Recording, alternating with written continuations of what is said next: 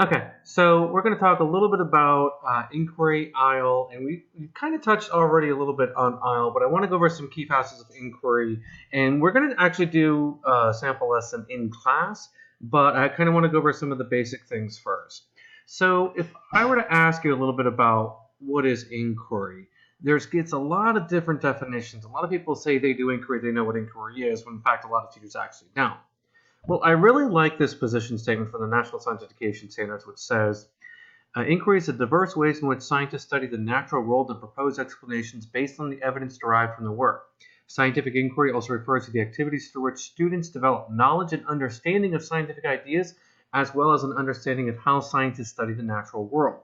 And this is from the National Science Education Standards. So what's really important is that it's not just the content. It's not just what we know, but it's also the how. It's the process. How do we know the things that we know?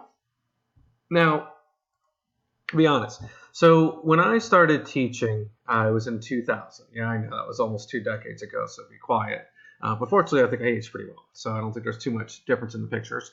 My idea was that if I wanted my students to know physics, my job as a teacher was to get them to understand Newton's laws of motion, to get them to understand the equations and how to do stuff. That was the content. Now I realize that's not what I want my students to be able to do. They can learn the content on their own. They can look it up in the book. But it's the process. It's the applications. That's what's really is important when understanding the inquiry. I know my students aren't going to be physics majors, most of them. I might have a couple here and there. But what's really going to be important for me is the ability to have them think critically. And that's what I want them to be able to do. Now, when we talk about inquiry, like we said, yes, there are some who do inquiry at different levels. So level 1 is confirmation inquiry, which is what a lot of science teachers do. So this is where the teacher goes through, they teach a particular thing, they teach the topic, they go over everything, and then they do a lab. And the lab is basically say, see, this is what we just talked about. It works. See, I'm right. So we call that confirmation inquiry. Now, level 2 is called a structuring inquiry.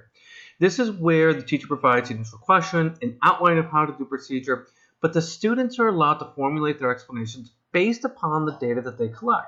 So again, it goes with the idea that you have to be able to modify your model based upon the data and what the data shows. It's okay to go back and change it. But level 2 really highlights the idea that the data is what's driving the results. So in level 3, guided inquiry is where the teacher provides the question for the students, and the students are responsible for then designing and following their own procedures to test that question and communicate the results or their findings. Now the next one is level 4, which is open or true inquiry. So students formulate their own research questions, design and follow through with the developed procedure and communicate their findings and results. So this is what you typically get in science fairs. So the students develop their own ideas, they develop their own questions, they develop the experiments, they share the results, and they communicate them. Now, an important part of this is that you don't have to have every lesson at level 4. Level 2, level 3 is fine because you have to build your students up. A lot of your students don't know how to do data collection. They don't know how to come up with these experiments. So it's building them up to be able to get them to be able to do this. So we talked a little bit about IEL already. And remember that IEL is an investigative science learning environment where this was developed by 2 individuals named Eugenia Ekina and Alan Van Heuven up at Rutgers University. So some of the key points. Think about the following question and think about what your students might say, because we want our students to act like scientists. If I asked you what falls faster, 100 grams or 500 grams, and you can think back to the example that we did in class, the students are likely to say the 500 gram one is going to fall faster, and they say it's because it's heavier. But yet when they do the experiment, it drops at the same time. Now, we make an assumption with this, and the assumption is that students will see the results and automatically change what it is that they're doing and based upon what they saw in front of them.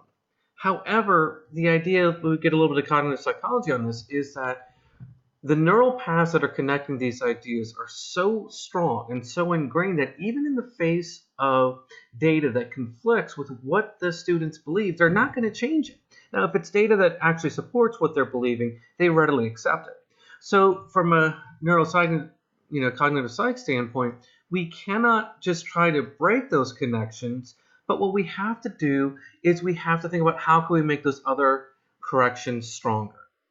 So we need to really focus on the emotional aspect of learning. If you go to a class where everything you do is constantly wrong, you're not going to learn, you're not going to want to be there, and you are going to shut yourself off.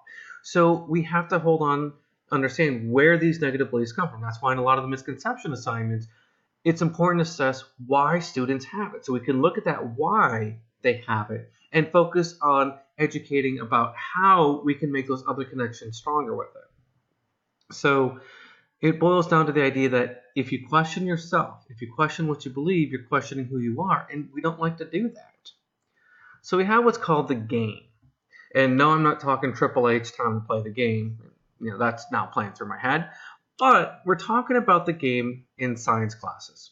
And it's this idea of I have the attitude that I should just believe what they, physics or science teachers, tell me. The things I see in physics are completely different than what I would normally expect them to be. Even though I've seen it in lab, I say, okay, I'm just going to pretend it's true. And I work the problems like that. I don't believe what I'm seeing.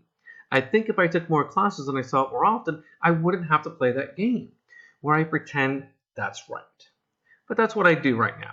It, meaning the game, seems like there are these strange and crazy things going out there and things that don't make any sense. So what happens is we separate the physics I see or the science I see in the classroom with the science that I experience in the real world. I mean, how many times have you heard someone say, or maybe you yourself has said, when asked a question, well, do you want me to answer what I think the answer is, or do you want me to answer what I think you want to hear the answer is? Because we create this culture of what the classroom should be. And so the same thing happens with science classes. We create this culture of science in school that's separate than what we see in the classroom. And sometimes we don't get the connection together, when in fact the two are identical to one another. So think about knowledge itself and how we construct knowledge. You have two different students. So if I asked you, how do you know Newton's third law is true? Just how do you know it's true? I'm not asking what is it, but how do you know it's true?